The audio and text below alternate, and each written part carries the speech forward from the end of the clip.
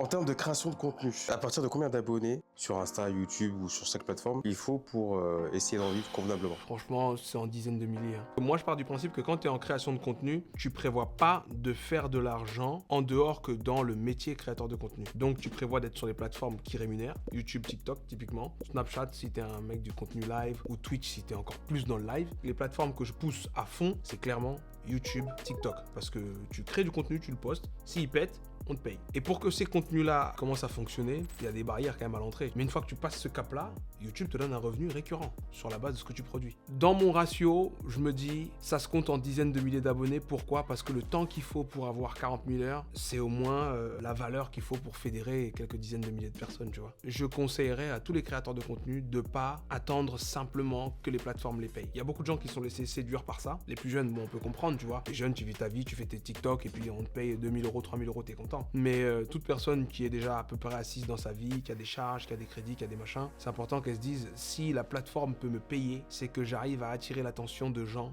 qui ont de l'argent. Donc il faut que je me débrouille pour que moi-même, je puisse proposer de la valeur à ces gens et commencer à faire de l'argent, tu vois.